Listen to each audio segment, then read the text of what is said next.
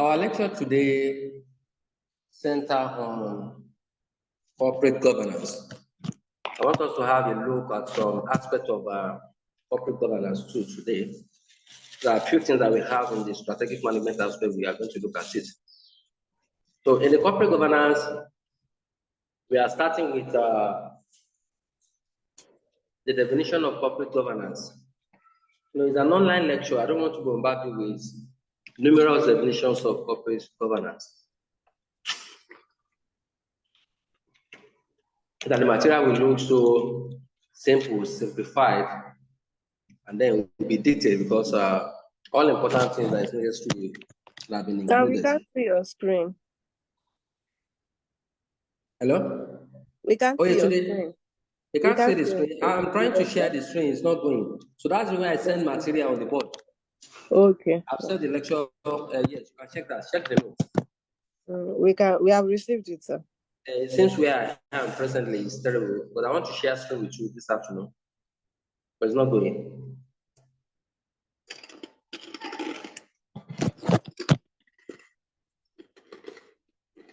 Have you seen it? Yes. Yes. Okay. Sir.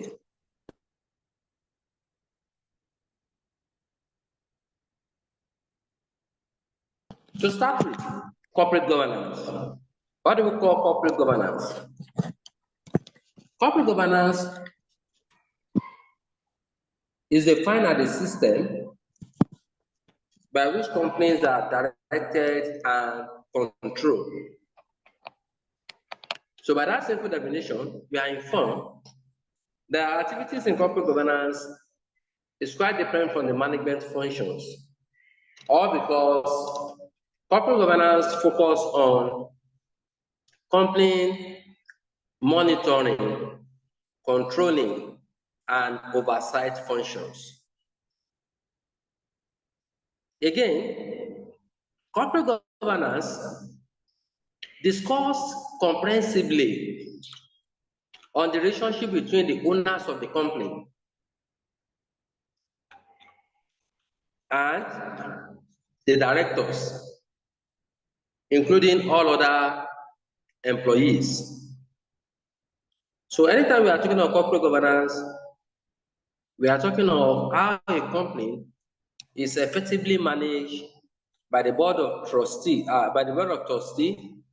the board of directors, depending whether it is a public sector company, private limited company, charitable organization, or public sector.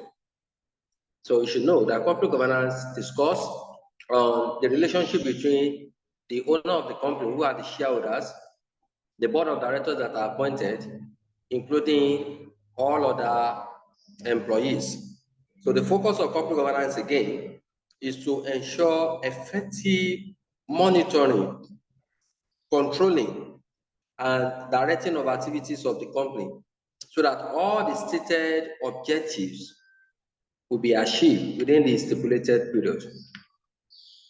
So I saw in the syllabus that we should just look at the comparison of management and corporate governance. I know they are doing that for you to have a refresh of memory. Probably you might have come across this during our undergraduate level or in the course of reading literature. So in the comparison, briefly, because we have some subtopics to cover, and we have wasted barely 1 hour now. In the comparison, management is concerned with... Hello? Please, is it possible for you to share your screen, sir? Because going back to the YouTube to listen to it, I found it difficult. Okay, going back to the YouTube, but that will be done in the next. I promise you today I'm going to do that now. Because I just fixed my laptop, so it's giving me challenges coupled with network, and I discovered that time is going. Okay, all right. Please, by next class that will be done. I'm very, very sorry about that. Yeah. Please, can we proceed, please? Hello? Okay, can we proceed? Biadu? Yes, sir, we can proceed. Okay, thank you. So in summary, what management is all about is that management is all about the management of the resources of the organization to ensure smooth operation an achievement of the pre-stated organization objective, goals, and some policy. At the same time, management is about making some business decisions on what to do, how to do it, who is to do it, how can we use resources effectively, so who are we producing this product for? All these things are the basic management functions. So basically, management is all about running a business entity of a duly registered corporate organization. And if you can recall, the father of the management school, that is Frederick Taylor, he said he consigns and major functions of management centers on conflict management, planning, organizing, and the likes of that. That's what management is concerned. But when it comes to governance, the essence of governance is to appoint some people to take a leadership role. The essence of governance is to abide by the regulated code of corporate governance and principles that all corporate entities must have a board of directors. And that board of directors will be saddled with the responsibility of leading, monitoring, controlling, and doing what we call oversight functions. So we should be able to know that governance is quite different from management. Wait, having a look at that, let's look at the areas of concern of corporate governance. The corporate governance is concerned with the following issues or matters. One, it asks the question, in whose interest is a company governed? Meaning that, who are we working for? What is our objective? Who are we reporting to? And in any corporate governance affair, the board of directors should work towards satisfaction of the interests of the owners of the company that we refer to as the shareholders. So in answering, in whose interest is the company governed, that means the interest of the company is governed by the interest of the owners that we refer to as the shareholders, because they are even the one that appointed the board of directors. So who has the power to make decision for a company? The board of directors can make decision for the company on behalf of the owners, but that decision has to be made with utmost good faith, not to make personal interest or gains. So for what aims or purpose are those powers used? The power of the board of directors are used basically to satisfy the expectations, aims, and goals of the shareholders and the company as a whole. Because as a director of a company, as a manager, even if you're a supervisor, there shouldn't be anything like subordination of interest. The interest of the company and the owner of the company supersedes any personal interest. So again, we have the separation of ownership from control. These are some of the preamble things that ICANN said we should have a knowledge about.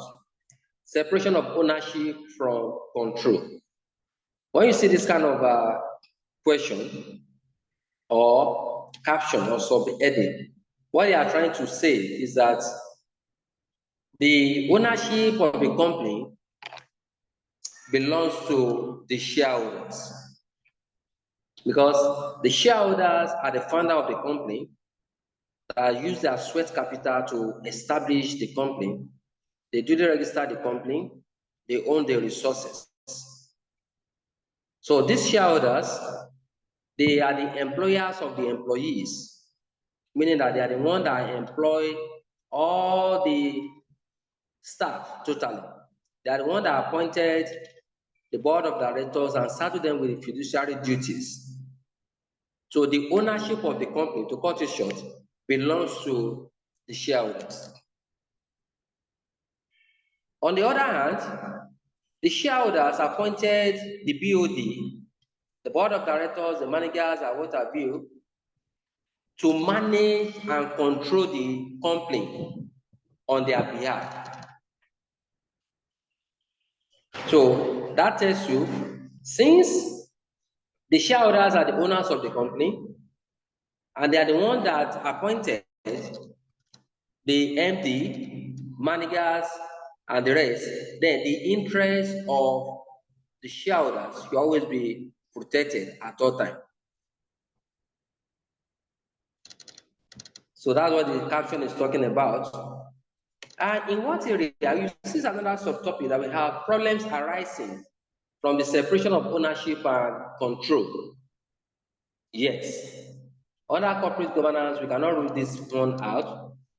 Is a recurring phenomenon and crisis in that once the directors have been appointed, majority of them perpetrated some foul play.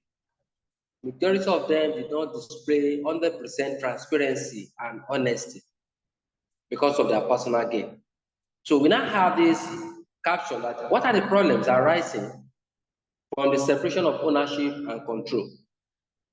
First of all, please note, the separation of ownership and control means that the owner of the company have relinquished power to the director to manage the business on their behalf.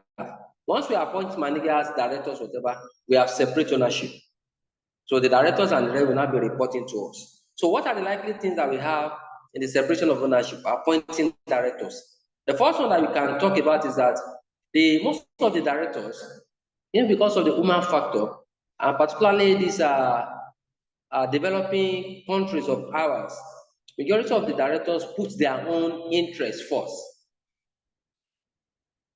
And we are being advised that the directors should not engage in any subordination of interest. Let the priority of the owners supersede that of any individual interest.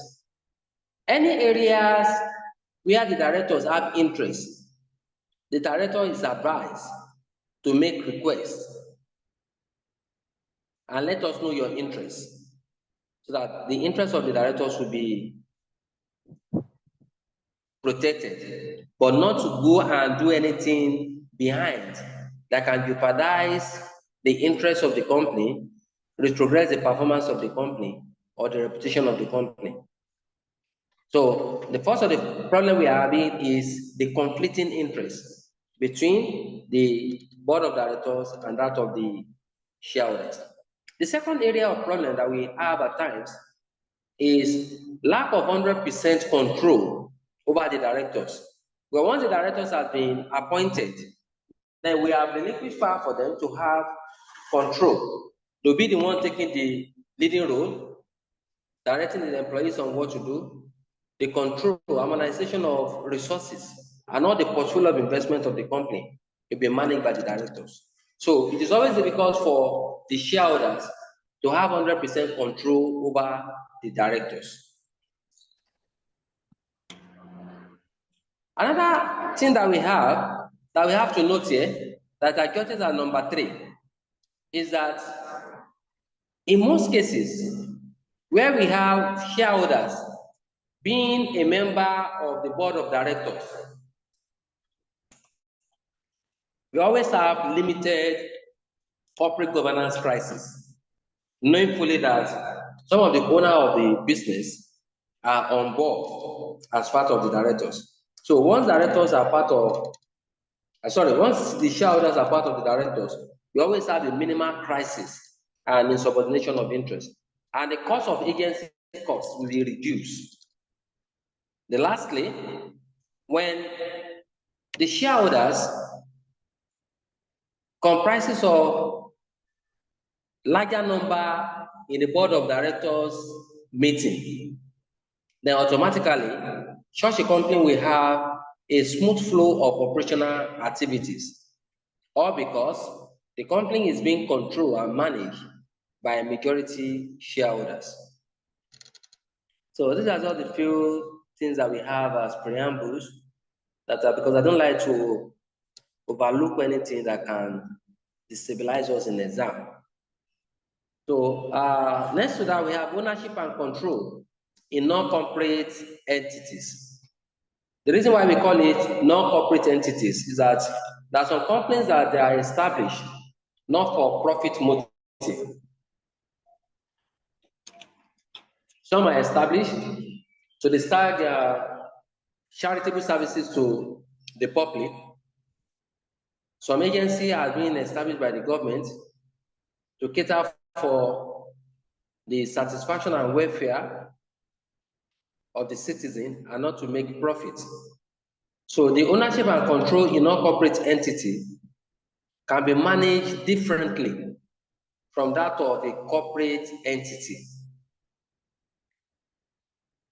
In the public sector, the ownership is being controlled and managed mostly by the government. Like for instance, let's look at some agencies like NAFDAC, Standard Organization of Nigeria, and some other established agency by the government. So it is the government that is the apex that fund all these agencies and control, monitor and manage all the activities. Whereas in a charitable organization, for instance, which is among the non-corporate entity, a committee, management committee is always set up. It is this management committee that will be vested with responsibility of ensuring accountability, transparency, day-to-day running of the business. And all the monies that the donors are giving to the charitable organization, they have to ensure those monies are judiciously spent for the intended purpose. The same thing with non-governmental organizations, NGOs. The NGOs too, majority of them have a management committee. If at all they appoint directors, the directors will be accountable to the owner that established the business. Still in page 2, we have corporate governance laws and guidelines. So we are coming gradually now into the main areas that are mostly tested in exam. So under the corporate governance laws and guidelines, I quickly inform you that we have bad governance and we have good governance. So that was highlighted with yellow ink, bad governance and good governance. The bad governance arises when the company is not managed effectively. Bad governance occurs when there is lack of transparency and accountability. Bad governance occurs when both the executive directors, the non-executive directors, and independent directors, all of them colluded to perpetrate fraud in the company. That's a bad governance. At the same time, bad governance occurs when the directors put their own interests first instead of the interests of the shareholders first. It's a bad governance. There are so many things that we can talk about bad governance. Up to the area of lack of prompt tax payments is a bad governance that can attract litigation from the government. Non-compliance with corporate governance code and principles is a bad governance. Opposite that is what we call good corporate governance. In a good corporate governance, this one will occur when the board of directors discharge their expected responsibility effectively. Good governance occurs when the board of directors did not perpetrate any fraud and use the resources of the organization judiciously. Good governance occurs when there is proper corporate oversight, and transparent reporting. The transparent reporting can be on corporate disclosure, reporting of financial statement of the company without any bias to the public and the shareholders, prompt payment of tax, corporate social responsibilities. All these things are what we call good governance. So in case we have a case study whereby they tell us the symptoms of bad governance that led to either the collapse of the company or those symptoms perpetrated by the directors that affected the growth of the company and pushed the company to the verge of collapse, we should be able to identify between good governance and bad governance. So under the good governance, we have the Sarbanes-Oxley Act of 2022. Sarbanes-Oxley Act of 2022. Quickly look at that. This Sarbanes-Oxley Act of 2022 was introduced in United States. We are still going to look at the principle when our lecture proceeds. So the Sarbanes-Oxley Act of 2022 was introduced in USA when we had the sudden collapse of mighty multinational companies that nobody ever think they can collapse in the next 500 years. But due to poor corporate governance, insider abuse, and lack of disclosure, and selfish interests of some of the board of directors, we have the likes of Enron and WorldCom collapsed in USA. Since that time, the American government and other governments across the globe, they now enact Code of Corporate Governance Act, Code of Corporate Governance Principles, the rule-based approach and minimum that will guide all listed companies. So that's the reason why we see Sarbanes-Oxley Act 2022. Again, we have in Nigeria, the Nigerian Code of Corporate Governance for private sector. That one was established in 2018. So we are going to talk about that too. United States of America, we said we use Sarbanes-Oxley, but in United Kingdom use mostly Code of Corporate Governance with some levity. They give some rooms for some flexibility due to the critique of people that the Code of Corporate Governance rule, particularly the rule base, is too rigid. We are coming to that too in this lecture. We are still going to manage the time very well, and I'm sure we are going to achieve before 3 o'clock. We cover what we want to cover. Apart from Sarbanes-Oxley Act of 2022, another report that discusses on the Code of Corporate Governance since the sudden collapse of Enron and WorldCom in 2002 in America is what we call the Walker Report and Board Behavior. The essence of the Walker Report is to avoid poor corporate governance that can bring about the sudden collapse or death of a company. That's a company that have vibrant future due to poor management, fraud. All these companies collapse, including banks. A lot of banks that you don't expect to go into distress. The bank will enter into distress and collapse. So the Walker Report stated that there are some factors that contributed to poor corporate governance and lack of sustainable growth by companies. Some of these factors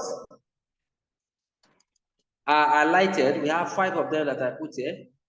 So the Walker Report says 1, serious deficiency in oversight and financial regulation functions.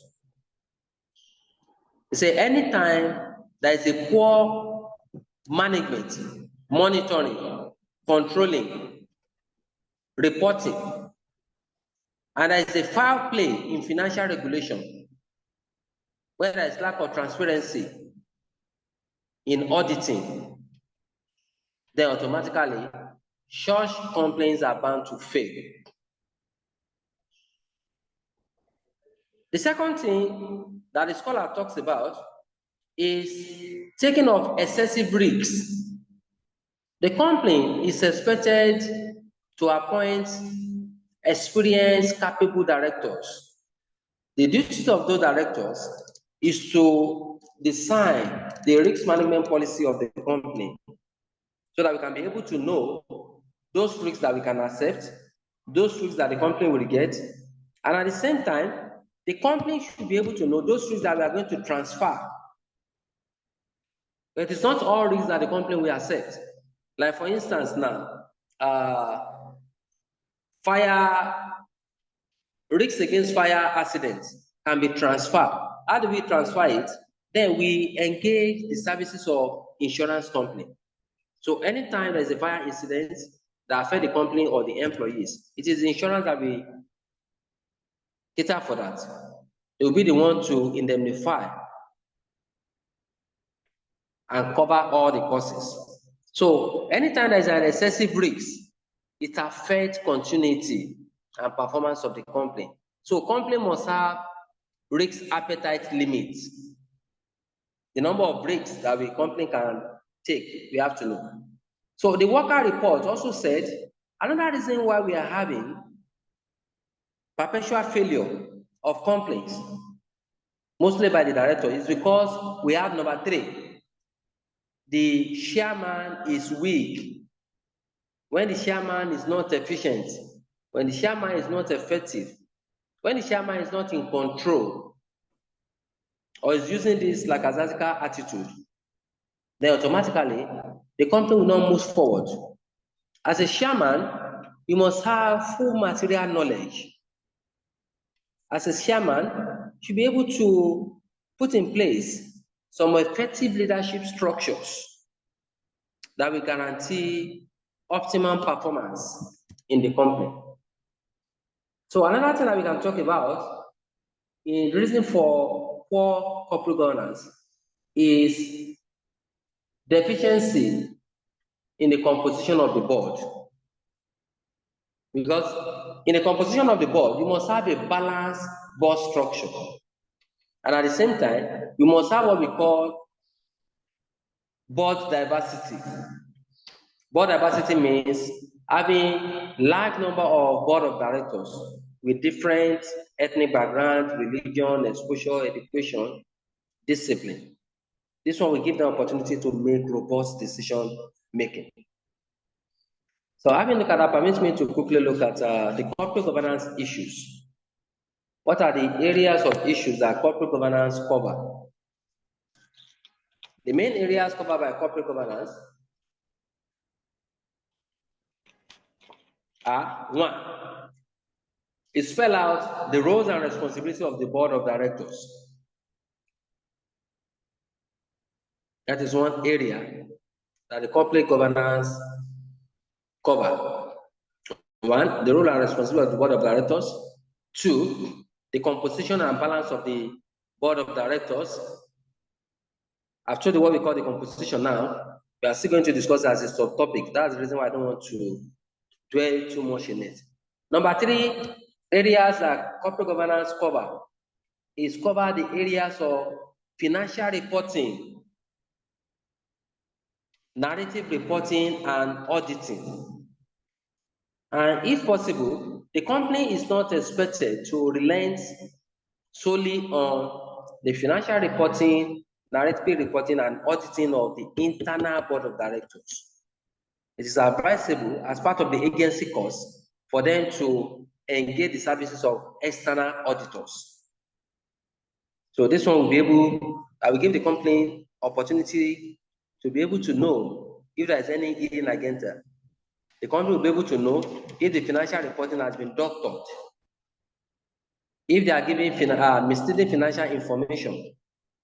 So this will be easier for us to know. Because we have instances whereby some of the board of directors will make the financial report to be so robust that all the shareholders will be so happy, it will attract other investors and the rest. But at the long run, you discover that the company is weak financially. The company is illiquid. The company is not healthy. These are some of the challenges that the CBN, NFIU, Nigerian Financial Intelligence Units, and many more are facing. So at the same time, the corporate governance discusses about the director's remuneration. And what the corporate governance is saying here is that all directors should be duly remunerated. Because ideally, I give it to them, they have a lot of responsibility on them. The success of the company lies on the directors. So all the directors, apart from the normal salary, they should be rewarded. They should be given incentives. These incentives too can be matched with their performance. Some companies, some of their directors too, they made them to be part of the shareholders. Some they have share of profit because they are the one doing the bulk of the work. So the corporate governance also discusses about risk management and internal control. And under this one, company must establish the acceptable level of risk. Like I told you the other time, that's what we call risk appetite. This is the limit of risk. Any investment that the percentage of risk is above this, then the company will not invest on it, no matter how profitable it is. And we should have strict internal budgetary control and financial control. The last two things that we have that the corporate governance cover is the area of shareholders' rights and social responsibility. Let me combine the two. We have the shareholders' rights and social responsibility. All shareholders must be given equitable right and recognition. All the shareholders, they will have the right to vote, they have the right to proceed, the right to information. And they have the power to attend the meeting. All these rights of the shareholders, you must not deprive them of the right.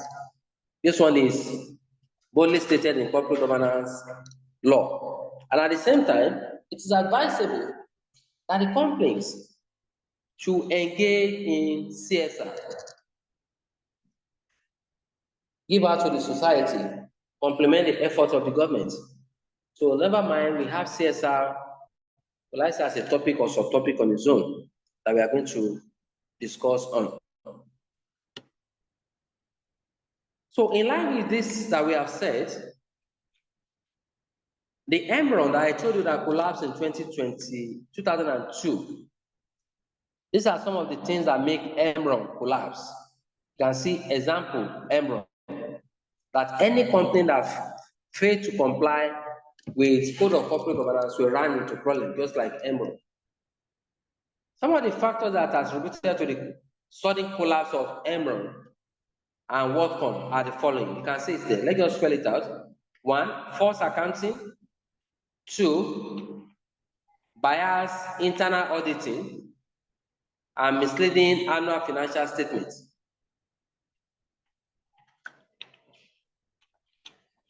3, we have the personal gains and interests of the directors supersede that of the owners of the company.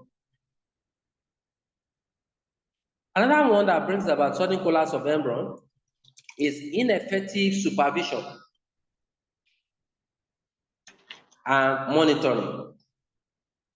Above all, one of the major problems they have is inability to listen to the whistleblowers. It's a major problem.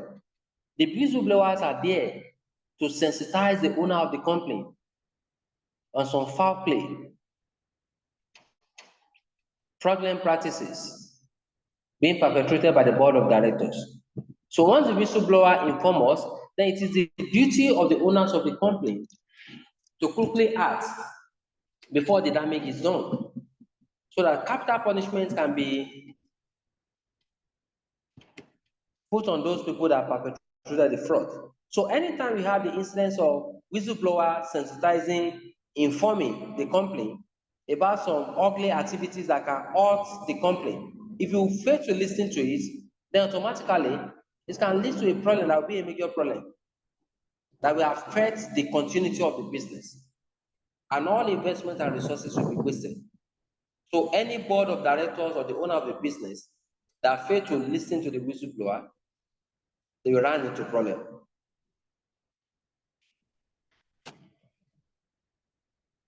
Okay.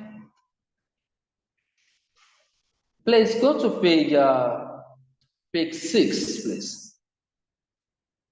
Page 6, where we have code of governance for the voluntary and community sector.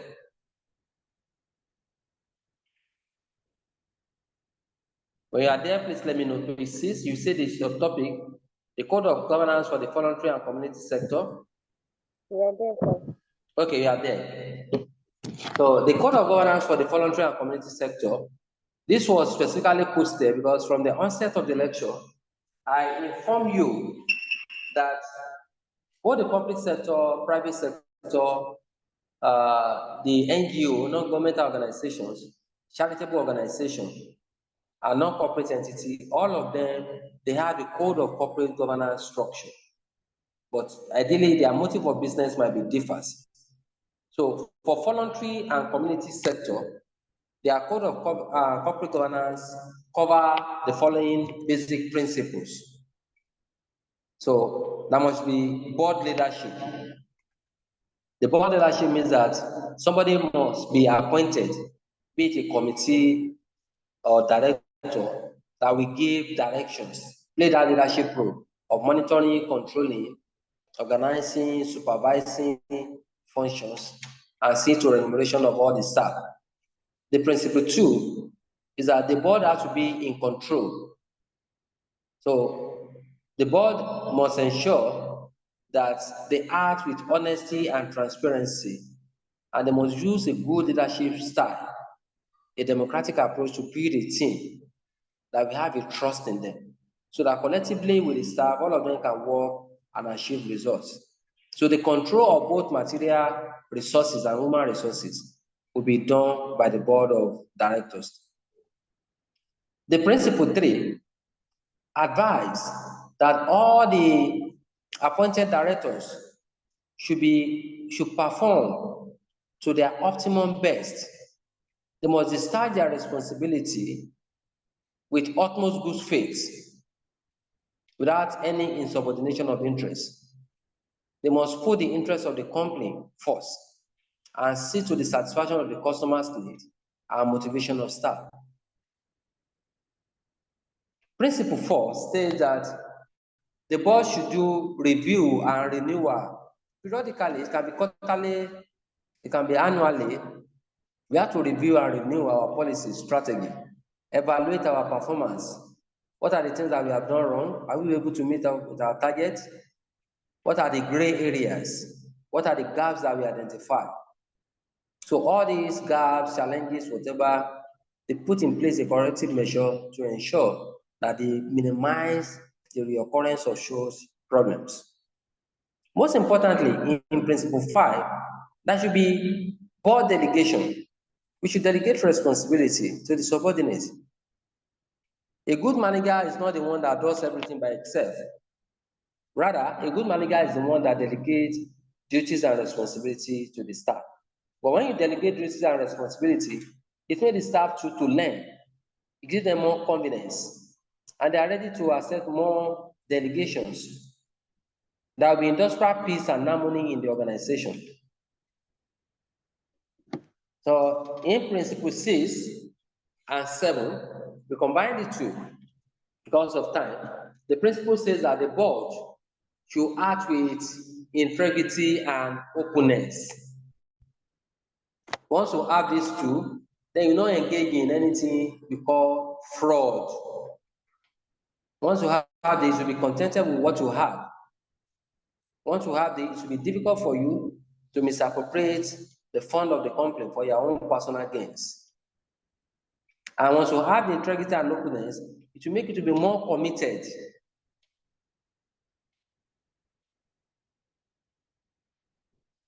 So those are the principles guiding. So we go to page 7. Page 7. This one in page 7 do comes out in exam very well. But it's occasional. When it comes like that, after a while, ICANN might not set it again, later they set it again. Those are the concepts and features of good corporate governance in page 7.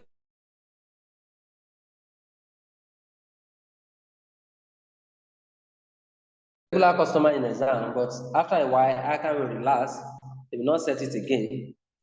So the subtopic is capturing the concepts and features of good corporate governance.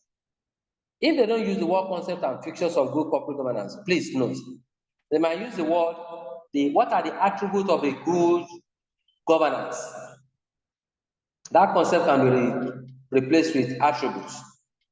Or instead of using concepts, features, and attributes, they can use what are the characteristics of a good corporate governance? So be it concepts, features, attributes, characteristics of good corporate governance. A good corporate governance must contain the following features or attributes. 1, fairness. Fairness. That means the shareholders, the board of directors, or what have you, must be fair with everybody. When the shareholders are compensating, rewarding the directors, they must reward them with equity. Any reward you are giving to the employees, the performance appraisal promotion, it should be based on merit. That is fairness. Openness and transparency. There should not be anything hidden agenda. There shouldn't be anything like making secret profit. Any area of interest should be declared. Independence, that's the third one. By that independence, what they are saying is that the directors of the company have been appointed to perform both legal and fiduciary duties. And they are being empowered to take personal decision and judgments. But this personal decision and judgment that they are taking must be for the best interest of the company. They must not take any decision that will cost the company. They must not take any decision to hinder the growth of other employees in the company. Another features or attribute of a good corporate governance is what we call probity. Probity. Probity is the same thing as honesty and integrity. Without integrity, it will be difficult for you to discharge any moral and ethical value. As a leader of the company, as a director of the company, you must discharge honesty, integrity, good moral behavior, and abide strictly with all the ethical standards in the company. This one will serve as a laid-down example for others. Another features, a good corporate governance or directors are expected to be responsible and accountable. You have to be informed that all the responsibility you are given to you must be duly discharged, and you should be held accountable for those responsibilities, be it good or bad. And as a director, you must ensure that the fixtures that you are going to hold that will guide you in discharging your responsibility is good reputation and judgment. So all these things are what we call the principles of corporate governance. At least you'll be able to know 5 out of all these principles or fixtures of corporate governance. And note, they can call it attributes of a good corporate governance, characteristics of a good corporate governance, fixtures of a good corporate governance, or what are the concepts of a good corporate governance. Those are the words that most examiners use interchangeably. They mean the same thing. Okay, having looked at that, we have Nolan's 7 principles of public life. Nolan's 7 principles of public life. What are the 7 principles of public life according to Nolan? So the 7 principles of public life that was set up by Nolan in 1995 to guide the standard behavior of all employees in the public sector are the following. It said, 1, selflessness. All employees that work in the public sector, they must not put their own interests first. It is the interest of the entity, be it the government, whatever, that establish the public sector, that they must work towards. Selflessness. 2, integrity. The third Nolan principle is objectivity. We have to be objective in everything that we are doing. We don't have to be biased. Even in awarding contracts, be it we are doing competitive bidding, the contract must be awarded to company that merited all the criteria that are stated. So we have to be objective. The fourth Nolan 7 principle of public life is accountability. You must be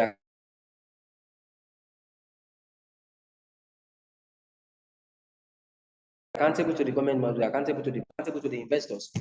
At the same time, the fifth principle is openness. Openness. The sixth is honesty. And why the last one is exhibiting good leadership traits.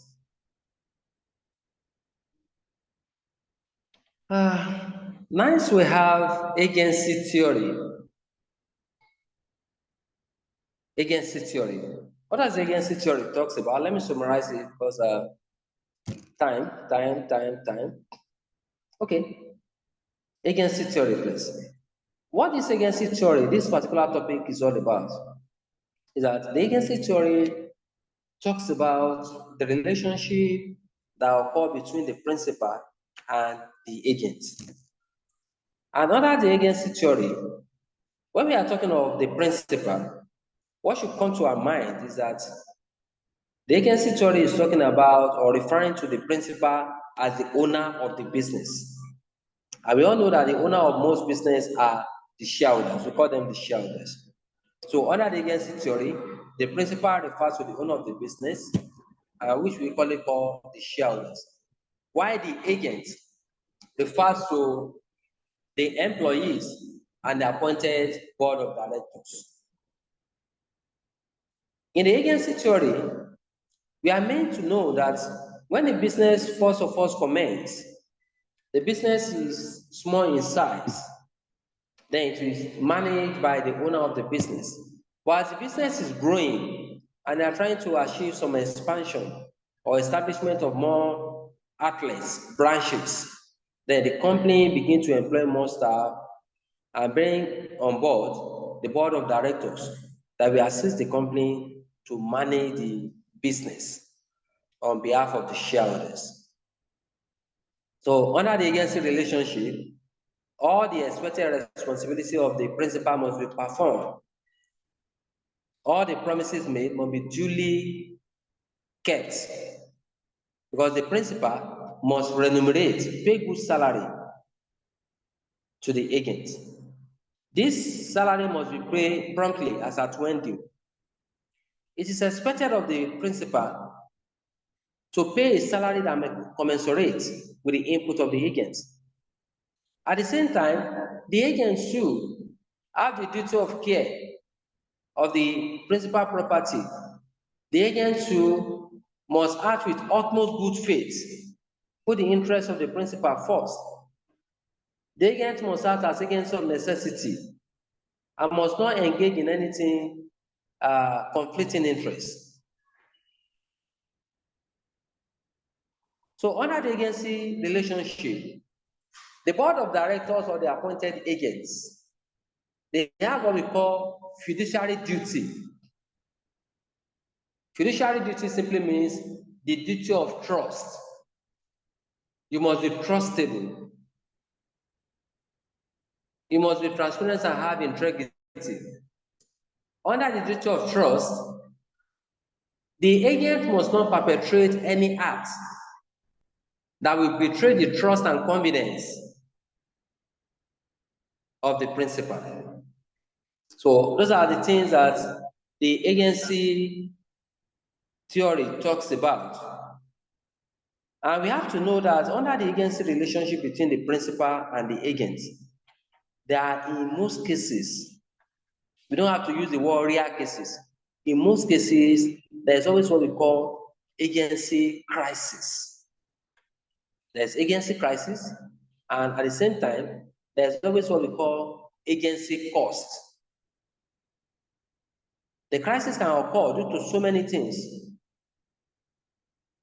Some of the things that can make the crisis to occur are these things that we have been stressing. The first one is this interest. When the manager is trying to satisfy his own selfish or hidden interest, then it will bring about agency crisis, which can make the relationship between the principal and the agent to be toxic. So under the agency theory, we are being informed that for this relationship to be beneficial, it is expected of all the appointed agents to act with utmost good faith. It is expected of the agents to be contented with whatever salary they have. Because most of these board of directors, they want special reward, they want special flights, they want to be part of the shareholders, they want share of profit, they want special reward for their performance. Once you have all these things in mind, then automatically there will be a conflict, and there is no way you will not perpetrate fraudulent practices because you won't be contented with your salary. So likely things that can bring about agency conflicts that you will see in the page ahead, that is should be page 10 or so. Moral hazards. The causes of agency conflicts are moral hazards. The moral hazard means having special interest, receiving gifts from customers, diverging quotations, dealing with the company competitors, revealing the company business secrecy. All these things are moral hazards, which is too bad. And once it is known, the owner of the business will respond. Another problem that can bring about agency crisis is any retention. Any retention. Under the any retention, most of the directors, they like to invest in some business opportunities that will bring more returns to the company so that they can be able to get more rewards. In the any retention, you must know, in case they give us this in exam, that the priority and focus of most of the shareholders is that they want directors that will invest in long-time projects and not short-time projects. But you will discover that for all these directors to be having persistent rewards, for them to live large, they like to invest more on short-time projects, while the interest of the shareholders is long-time projects. But that one will be more beneficial to the company and to give them sustainable growth. But majority of the director wants a project or a product they can produce that give them high market share, high sales turnover within a short period of time. So in this area, they have conflicting interests. Owners want long-time projects that will be sustainable and profitable.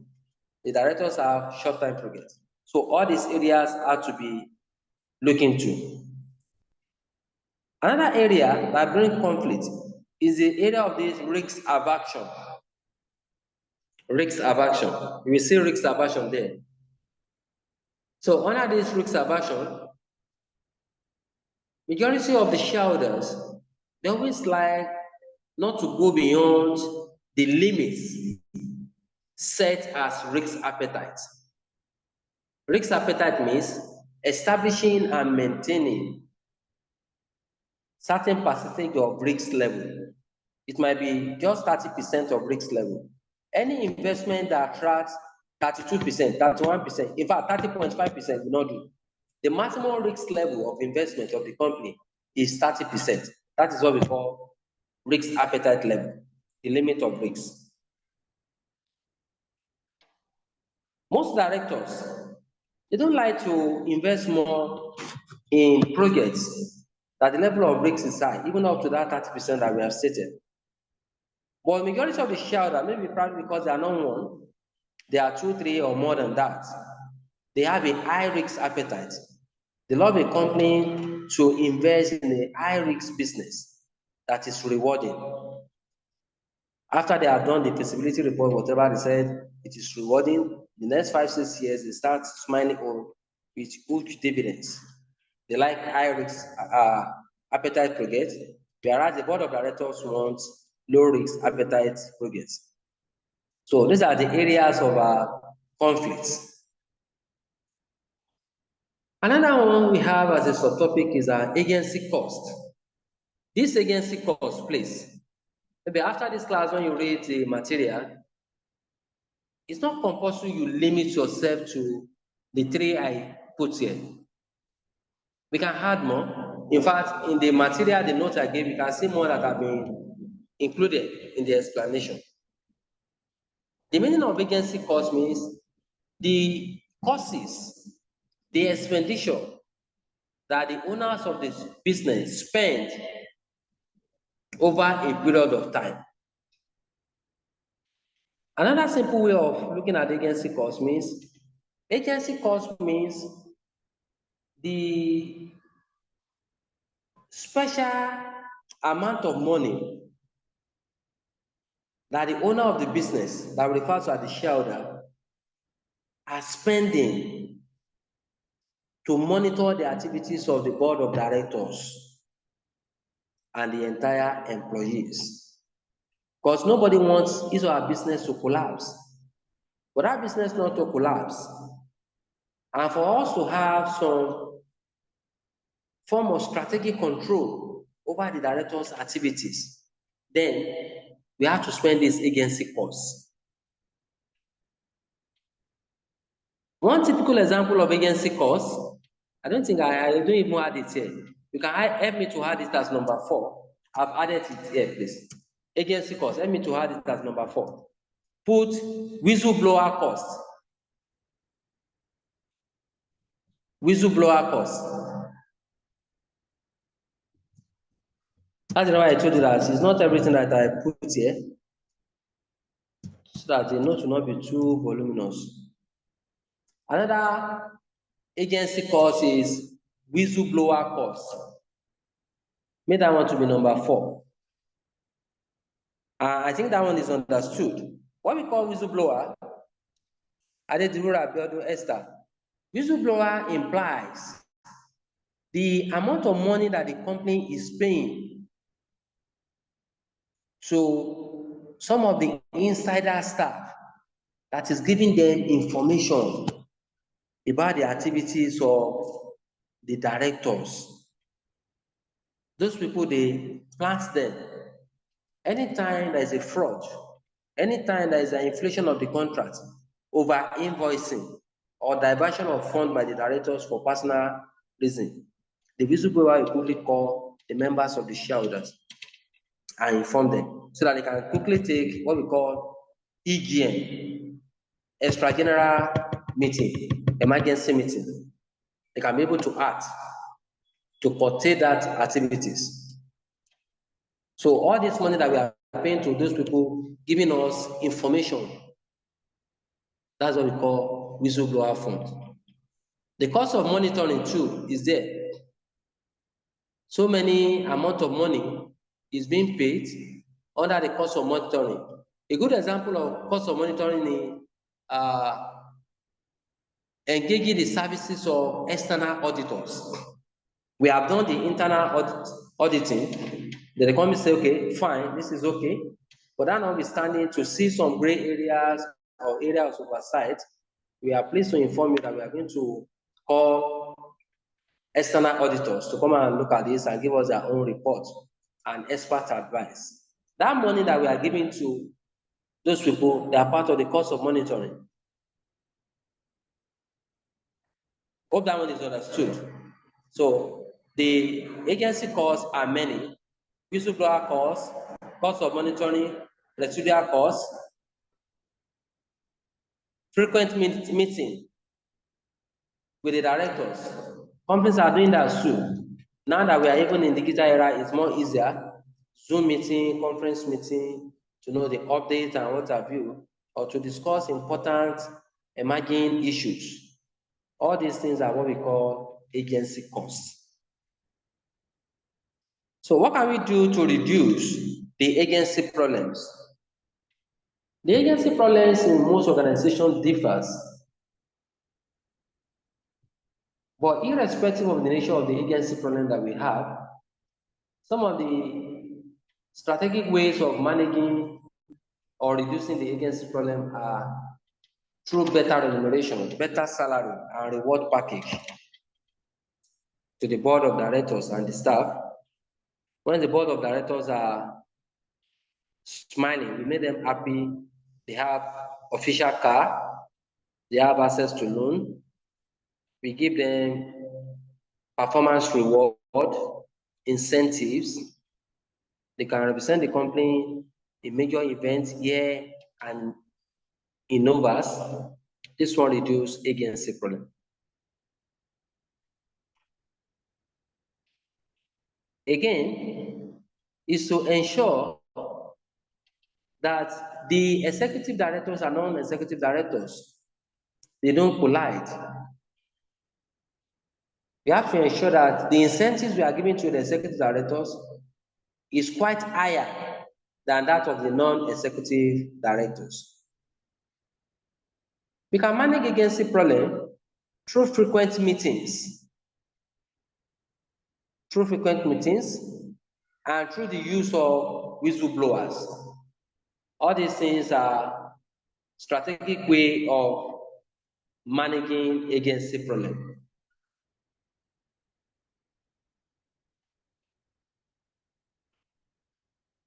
Okay, please let's go to page 13 and look at the theories of corporate governance. Theories of corporate governance, page 13. Inform me when you are there, please.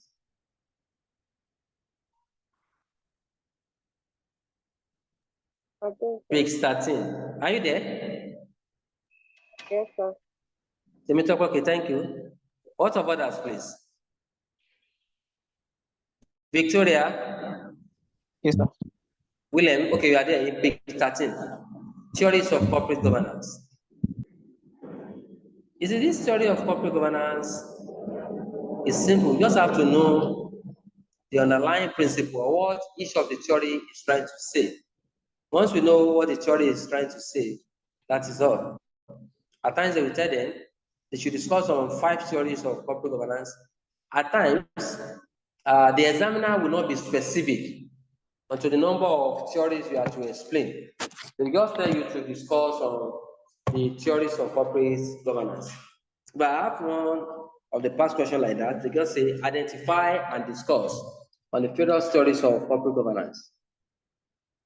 And the mark they put there is so encouraging. So in the theories of corporate governance, we are going to discuss on transactional cost theory, stewardship theory, resource dependent theory. We are going to discuss on managerial ergonomy theory. We have psychological theory, stakeholders theory, and then system theory. These are the theories that we are going to discuss on. This is the first one that we call transactional cost theory. I have to summarize the key things there because of time, please. I'm sorry we started the class late. So Nigeria, we are still behind in so many things. All these hours, network and what have you is not reliable. In the theories of corporate governance, this transactional cost theory, which is the first theory, listen please, because I'm going to summarize everything and make it simplified. Okay, under the transaction cost theory, or you call it transactional cost theory, it's still the same thing. what the theory is talking about is that the complaints are not expected to focus mainly on economic gains alone. And that's the reason why you see from the onset of that statement that the company is not expected to take economic units as their priority.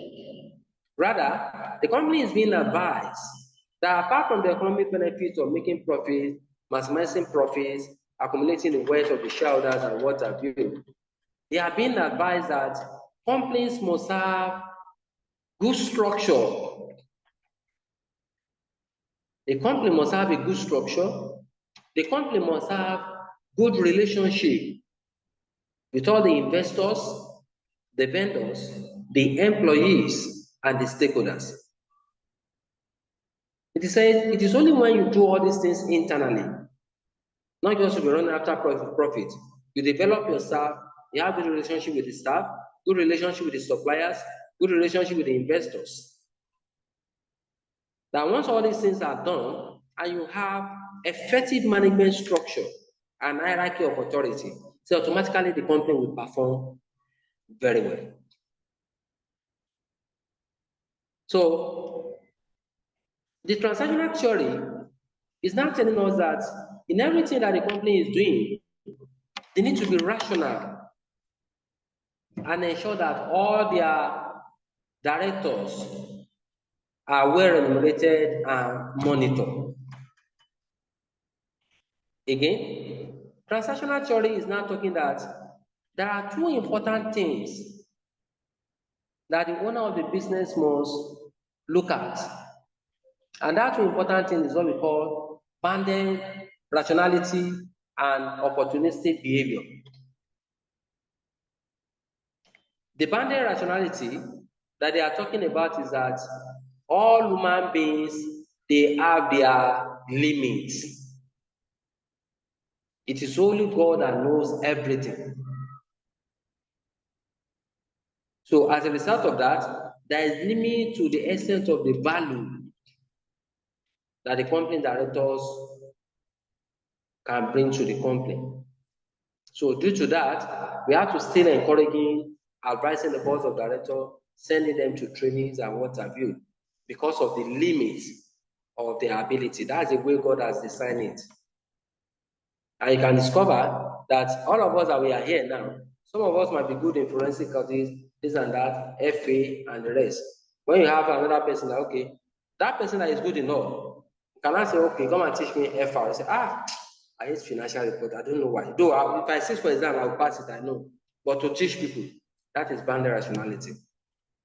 There is a limit to rational thinking of all human beings.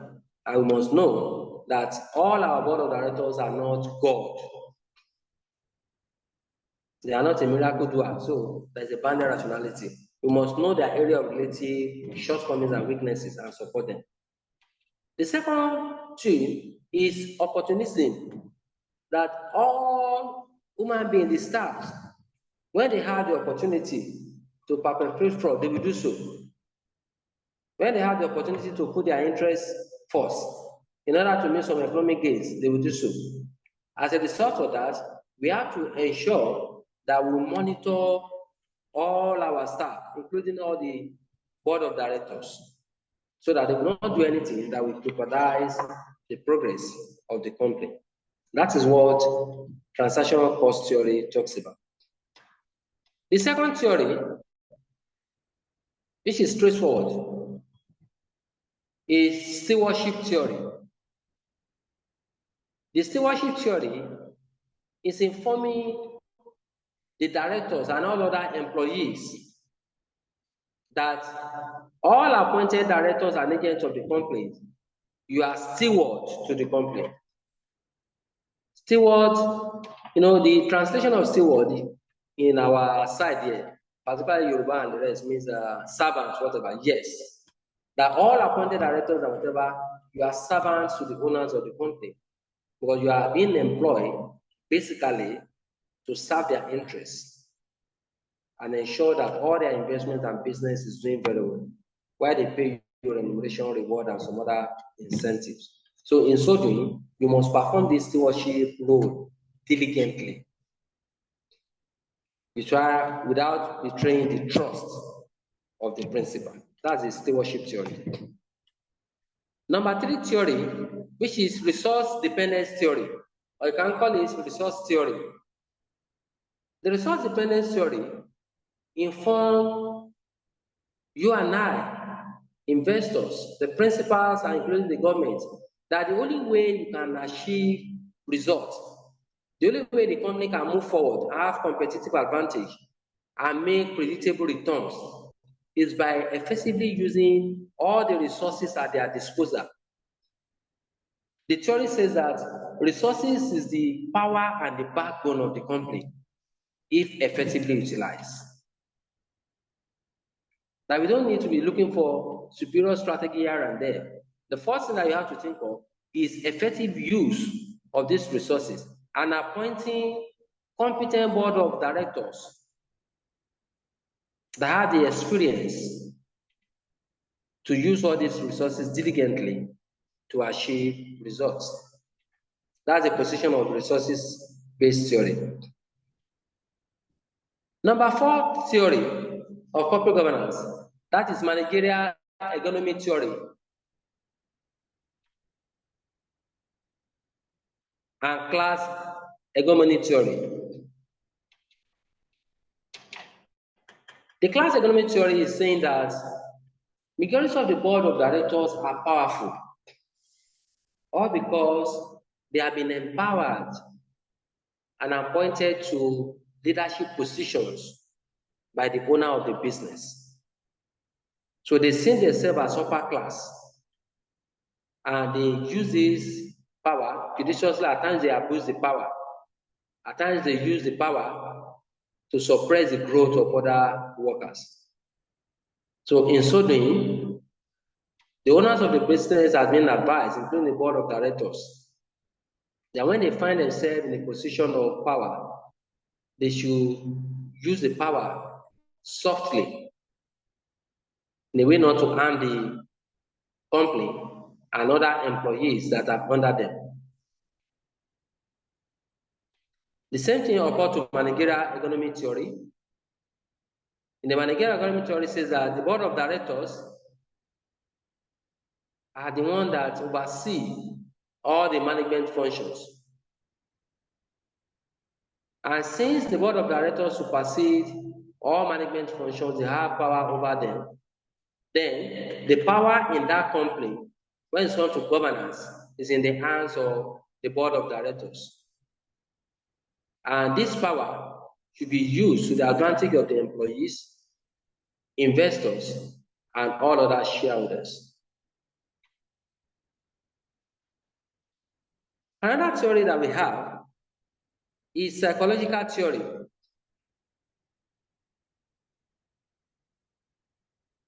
In the psychological theory is saying that for effective governance, there is need for good interpersonal relationship, ethical behavior, and informal structures. He said, once you put this in place psychologically, all the staffs, they will do well. They will be more free. Or when you put in place a rigid policy, rigid protocol, there is red tapeism, then automatically you have constrained the staff to be acting so rigid. They will not be flexible. They will not even be free to establish interpersonal relationship because there is no enabling environment that permits that. So for efficient and effective results, companies should encourage informal structure, flexibility, and good ethical behavior in the organization.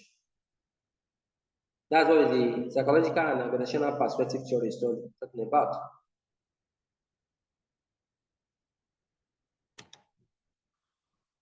So psychological theory is advising us have informal structure. Let's also have good interpersonal relationship exhibit good behavior in the organization. And under the organization perspective theory, that one is telling us that all the board of directors should be well remunerated and given good incentives. And these incentives must be given in accordance with the legal system and the findings of the non-executive director. So the stakeholders theory, that's another theory, that's number 6 theory, stakeholders theory. The stakeholders theory is a theory that advocates that the duty of the stakeholders too in the organization should be well protected. Or because we have some theories that stress that it is only the interests of the shareholders that must be protected in all organizations. That once you are paying salary to regular staff and the ad hoc staff or what have you, we have shared dividends. All other things that comes in, any special interest and attention should be given to the shareholders. But the stakeholders theory is not saying that without the stakeholders, it will be extremely difficult for the company to achieve their dreams, goals, and all the highlighted objectives. So due to that, they have to ensure that they invest heavily and give necessary reward to their stakeholders too, in order for them to improve their efficiency, productivity, and level of commitment to the organization. The last theory is what we call system theory. The system theory stated that a company, organization comprises of so many units, and all these units must be linked together. Now, for a company to work effectively, like for instance, the finance unit, the marketing unit, research and development unit, the ICT unit, the admin unit, the production and procurement unit, all of them must be work. They must integrate all these, their efforts towards collective achievements of the company goals. These are the theories of corporate governance that we are required to look at in the syllabus. Transactional theory, resource-based theory, stewardship theory, managerial economy theory and class economy theory, stakeholders theory, system theory, psychological and organizational perspective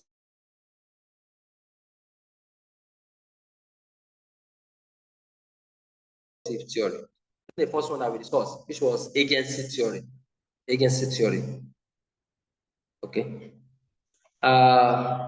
Again, having a look at the theories of corporate governance, we have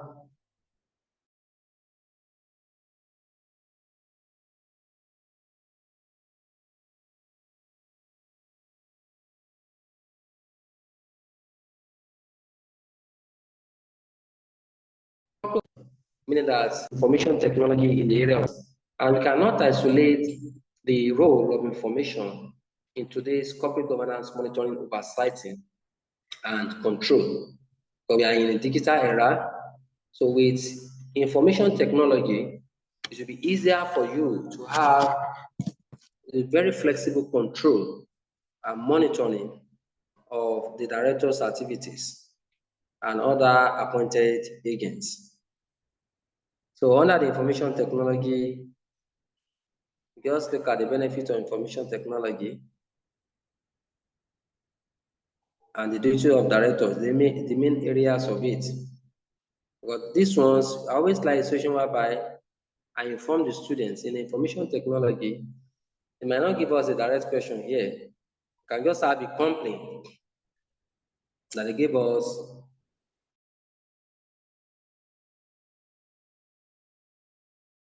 idea about the company's technology whether it's sufficient or not sufficient, we are going to know.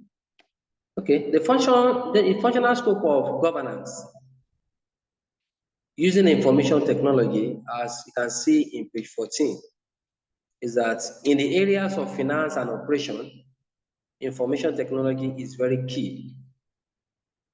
In the areas of marketing and sales, administration, human resources management,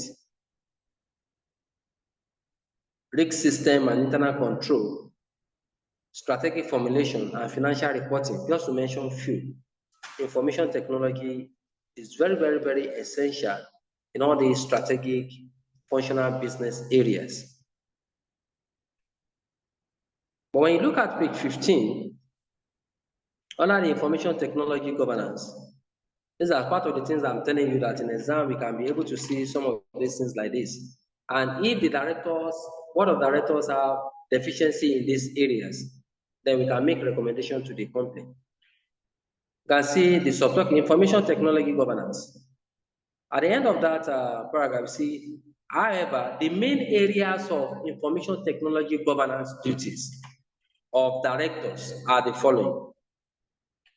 The main areas of information technology governance duties of directors. So the duty of the directors when it comes to governance using information technology are the following. One, to ensure adequate information technology is being put in place in the company. Two, to ensure adequate funding and release of that capital as at when due to improve, upgrade new inventions and information in order to increase the capability and competency of all the staff. And again, to ensure strict internal control system. And this one can be achieved when you invest heavily in some latest financial technology system that can detect fraud, reduce cybercrime, and many more. And all these systems that we are doing, that must be a responsibility of the ICT center to ensure that they reduce cybercrime, cyber risks, and protection of the companies and that of their stakeholders' privacy. There should be strict control, but that was stated to in the Code of Corporate Governance. So the next thing we have is the approaches to corporate governance. Approaches to corporate governance. Basically, there are two approaches to corporate governance. It has not changed up to now. I don't know of maybe in the evening, tonight or tomorrow. So globally, in whatever literature that you read, you discover that there are two approaches to corporate governance. We have one, rule-based approach. Two, principle-based approach. I'll say that again. There are two approaches to corporate governance. We have the rule-based approach and we have the principle-based approach. So please listen. The rule-based approach comprises of various rules that are highlighted for all listed companies to abide with. Listen, please, I just want to summarize.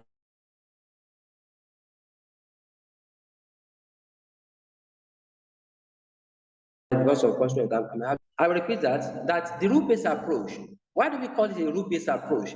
The rule-based approach comprises of some laws, LAWS, laws, rules that all listed companies, irrespective of the size, must abide with. And in all countries, different countries across the world, they have different rule-based approach. Ever since the sudden collapse of that Enron and WorldCom that I told you in 2022 in USA, all companies, nations, UK, America, Germany, Nigeria, all of them, they have been coming with different rules to guide companies to avoid the repeat of such sudden collapse of multi-billions companies that have been in existence for so many years. So the essence of the rule-based approach is that all companies that are listed must comply with those rules without violating any section or part of the rules. But once you violate the rules, then automatically litigation will be taken against the country, the company. So they will take a legal step. So the rule-based approach has so many advantages in that it provides a pathway or strict guideline for monitoring and controlling the activities of the board of directors.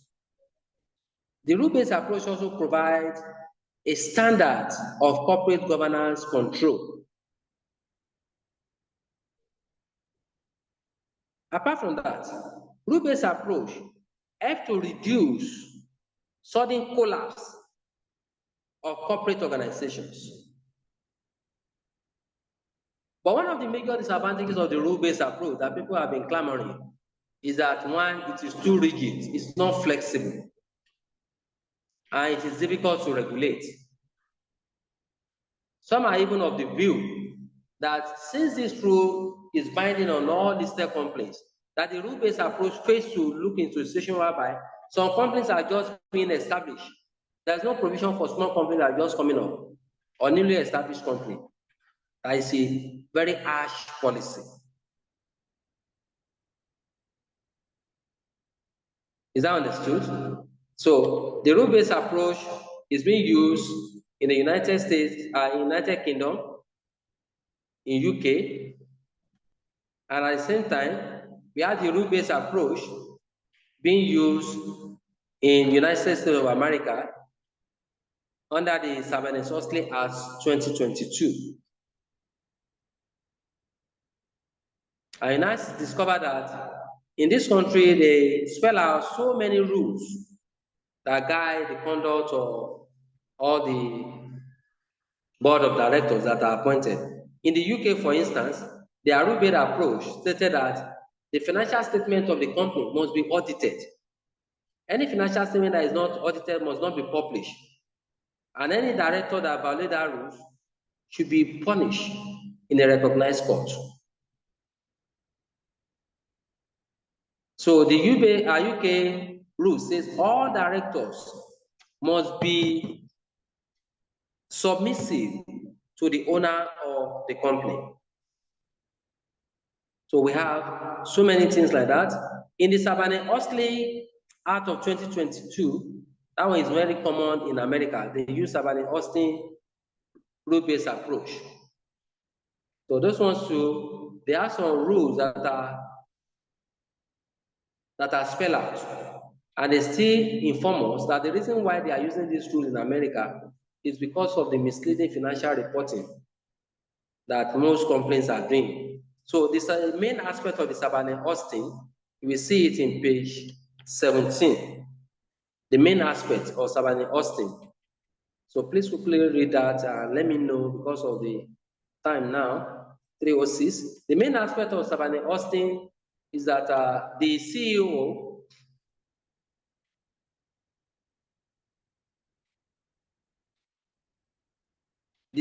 and the chief financial officer must always present annual and quarterly accounts that are duly satisfied by the shareholders to SEC.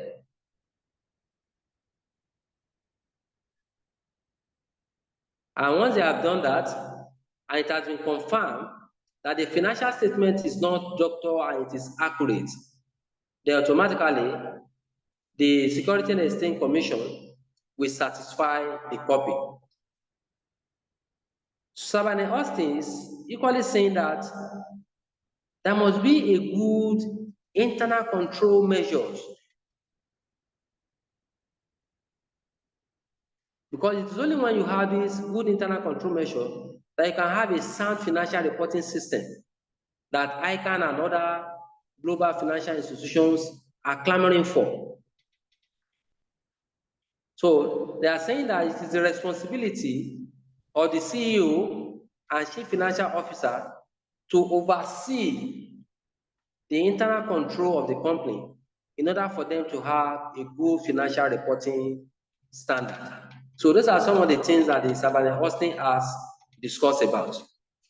So let's now look at the second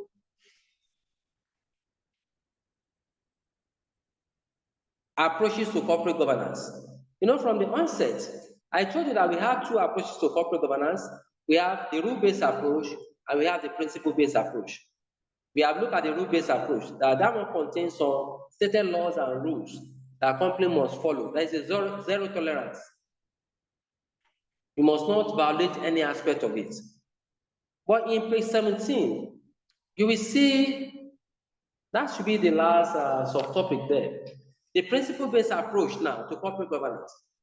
What does the principle-based approach talks about? The principle-based approach is not trying to replace the rule-based approach. No. The principle-based approach is just serving as a relief to most of the companies that are saying that the rule-based approach is too rigid. So principle-based approach is just an alternative to the rule-based approach. And what the principle-based approach is all about is that the principle-based approach comprises of some laid down principles that are considered appropriate and effective to govern a company. All these principles must be abided with by all directors. And the essence of this principle is to provide alternative mode of guiding or discharging corporate governance rules. You must know that the rule-based approach, the violation of it will be punished in the court. But under the principle-based approach, no, any director that violated any aspect of the principle will be judged by the shareholders. The shareholder will constitute a committee, and that director will be called upon to come and explain the reason why he or she has violated the laid down principles. So the principle-based approach is flexible and it gives opportunity for comply or explain. So that's the reason why I use colored pencil, yellow, to put that comply or explain.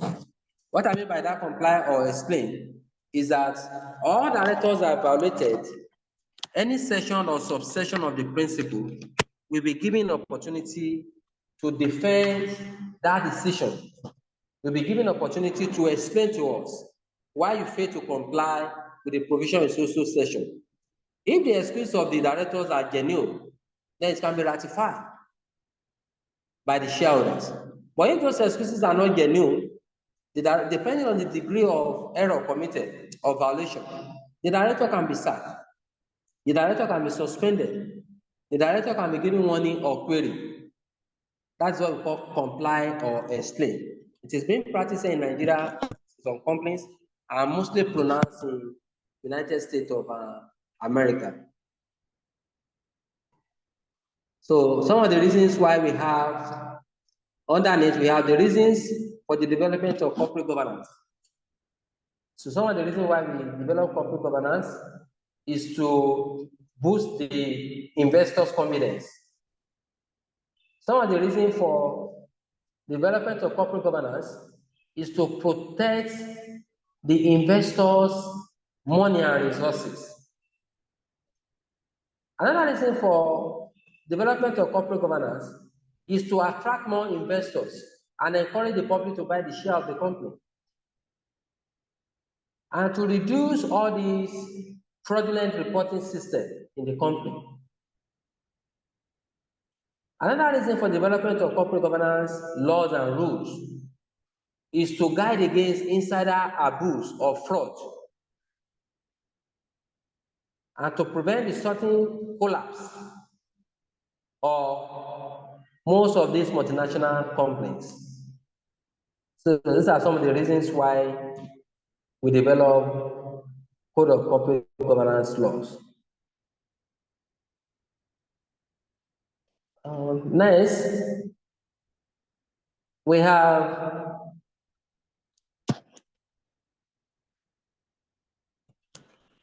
the information contained in the Nigerian Code of Corporate Governance laws. The Code of Corporate Governance in Nigeria that cover the activities of most of the companies in both public sector, listed and non-listed, deal with the following issues. Some of the issues that have been dealt with in the Code of Corporate Governance in Nigeria are the issues that concern the role of the board of directors. The issue says all the role of the board of directors must be clearly stated in the Code of Governance. 2, the structure and composition of the board of directors. We have a topic on that subtopic that we are going to discuss on the structure and composition of the board of directors must be clearly spelled out too. The board meeting and the requirement for the board meetings, committees, have to be stated, must have a caption of that in Code of Corporate Governance. At the same time, the Nigerian Code of Corporate Governance talks about the remuneration of directors. And it was being advised that all directors must be well remunerated, they must be given incentives and reward, performance rewards. And their activities and performance must be evaluated periodically. Ethical standards must be clearly spelled out in the company, and statement on going concern, and disclosure must be captured in all the companies operating in Nigeria. Their Code of Corporate Governance must have statement on sustainability, that is going concern, and transparency. So all these, including the ethical standard of the company, so all this must be spelled out in the Code of Corporate Governance of the company.